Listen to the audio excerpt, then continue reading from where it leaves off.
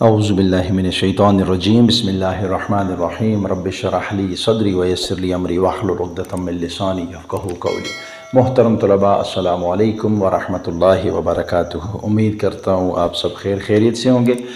तो हमारा एक सिलसिला चल रहा था जी टेंसेस का, उसमें हम पहुँच गए थे जी फ्यूचर कंटिन्यूस टेंस तक। ठीक है, अब इससे पीछे जो कुछ पढ़े उसको यहाँ रिपीट करने की ज़रूरत नहीं है। इख्तिसार के साथ मैं आपको सिर्फ इतना बताना चाहता हूँ कि फ्यूचर कंटिन्यूस टेंस हमारे पास वो होता है कि जिसमें हमारे पास कोई काम मुस्तकबिल में जारी हो। ठीक है, उसमें फिर हमने सिंपल टेंस देखा था, उसके बनाने का तरीका देख लिया था, सारा कुछ हमने ख़त्म कर दिया था। दूसरे नंबर पे हमने देखा था जी उसी का हमारे पास अगर फ्यूचर कंटिन्यूस टेंस का हमारे पास नेगेटिव आ जाए यानी नफ़ी जुमला आ जाए तो उसमें हम किस तरह जुमले को बनाएंगे। तो उसी सिलसिले की लड़ी चेन एक दूसरी है, उसी के आगे वो है जी इंट्रोगेटिव सेंटेंसेस। आज का हमारा असल टॉपिक जो है वो है interrogative sentences of future continuous tense. यानी फ्यूचर कंटिन्यूस टेंस में अगर कोई जुमला हमारे पास सवालिया आ जाए तो उसको हम किस तरतीब से बनाएंगे, या वो जुमला हम किसी से बात करते हुए उसको किस तरह बनाएंगे वगैरह वगैरह। ठीक है, मिसाल के तौर पर कैसे, मैंने एक छोटी सी मिसाल आपको समझाने के लिए लिखी है, वो ये है, क्या वो कल खेल रहा होगा। देखिए क्या आ गया यहाँ पे जब क्या आ गया तो मतलब ये हमारे पास इंट्रोगेटिव आ गया, सवालिया आ गया। खेल रहा होगा, अब देखिए रहा होगा हमारे पास पहचान थी फ्यूचर कंटिन्यूस टेंस की, आने वाले दिनों में, यानी इशारा मिल रहा है कि वो आने वाले दिनों में ये काम कर रहा होगा। तो ये मैंने इसका जुमला बनाया, will he be playing tomorrow. तो ये सरसरी से एक आम से एक जुमला बनाए। अब इसको देखेंगे, असल रूल को देखेंगे कि हमारे पास ये किस रूल के तहत ये जुमला बना है। दूसरी बात, पहली बात तो हमारे पास इसकी पहचान आ गई जुमले की। दूसरे नंबर पे हमारे पास आ जाएगा जी जो सब्जेक्ट्स हैं। सब्जेक्ट हमारे पास कौन कौन से होते हैं, ये 8 सब्जेक्ट हैं, कोई भी इसमें आ सकता है। तो उसके साथ हमारे पास हेल्पिंग वर्ब जो लगेगा वो होगा जी विल बी। विल बी हमारे पास इसमें हेल्पिंग वर्ब होगा। अब विल बी को हम किस तरह इस्तेमाल करेंगे, वर्ब की कौन सी फॉर्म लेंगे, वर्ब की कौन सी फॉर्म के साथ हमारे पास आईएनजी लगेगा वगैरह वगैरह, देखेंगे अब इसके स्ट्रक्चर पे। तीसरे पॉइंट पे बात है। तीसरा पॉइंट हमारे पास होता है जी जुमला बनाने का तरीका, स्ट्रक्चर। स्ट्रक्चर में हमारे पास होगा क्या, सबसे पहले आएगा विल, फिर उसके बाद आएगा सब्जेक्ट, फिर लगेगा बी, फिर वर्ब की पहली फॉर्म के साथ आईएनजी।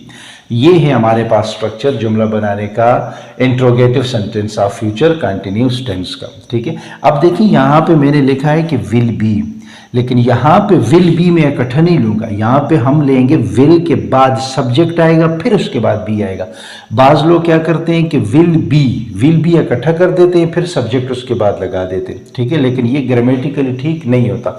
अगला जिससे आप बात करते हैं वो आपकी बात, आपका मकसद तो समझ जाता है, लेकिन ग्रामर के लिहाज से इसमें गलती वाक़या हो जाती है। ठीक हो गया, अब देखते हैं इसकी समझ आएगी। विल लगेगा, फिर प्लस सब्जेक्ट इनमें से कोई एक लगेगा, फिर हमारे पास बी होगा, फिर आईएनजी वर्ब की पहली फॉर्म के साथ। कुछ जुमले मैंने लिखे आपकी आसानी के लिए।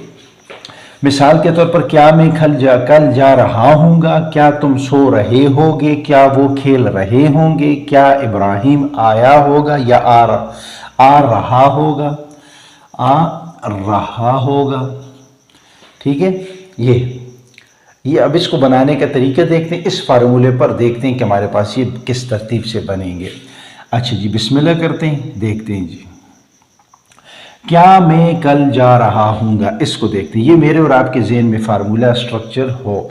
सबसे पहले लगेगी जी विल, अब लगे जी सब्जेक्ट में कौन है, मैं, विल आई, फिर लगेगा जी बी, विल आई बी, यहाँ तक हो गया। अब जाने के साथ या वर्ब की जो पहली फॉर्म है हमारे पास गो, उसके साथ सिंपल वर्ब की पहली फॉर्म के साथ आईएनजी लगे, will I be go, I N G, will I be going और साथ question mark, will I be going, क्या मैं जा रहा हूँगा। देखें विल आ गया, फिर उसके बाद सब्जेक्ट आ गया, फिर बी आ गया, फिर वर्ब की पहली फॉर्म के साथ आईएनजी लग गई, जिस तरह यहाँ पे आया था will he be playing tomorrow, लेकिन यहाँ पे आ गया विल आई बी गोइंग, क्या मैं कल जा रहा हूँगा।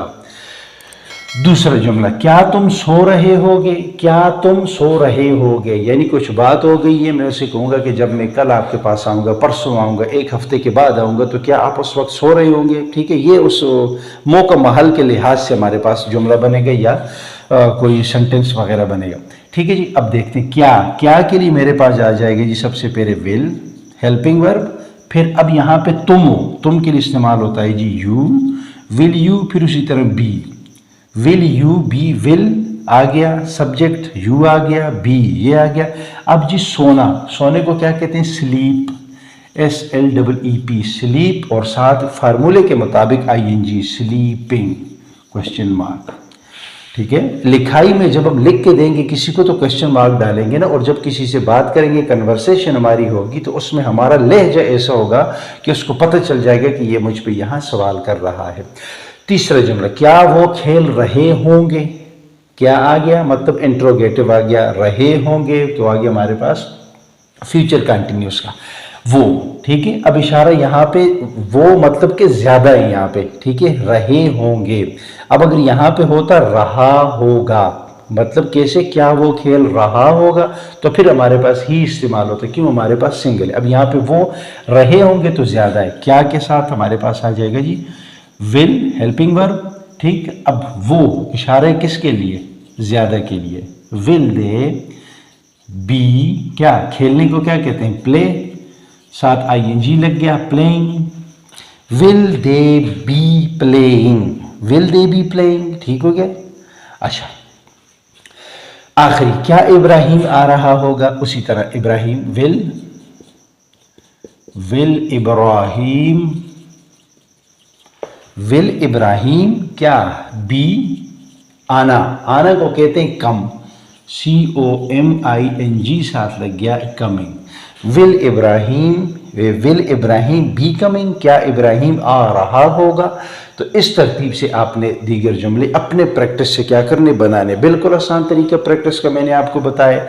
आप क्या करें कि सब्जेक्ट लें, उसके साथ आगे जो है तो सब्जेक्ट इसमें यही छोड़ें, आगे इसका जो वर्ब आ रहा है उसको चेंज करें। मतलब यहाँ पे वर्ब आ रहा है जाना, इसको आप उठाएं जी, क्या खेलना, यहाँ लगा लें, तो ये हो जाएगी क्या मैं कल खेल रहा हूँगा, तो यहाँ पे हो जाएगी विल आई बी प्लेइंग।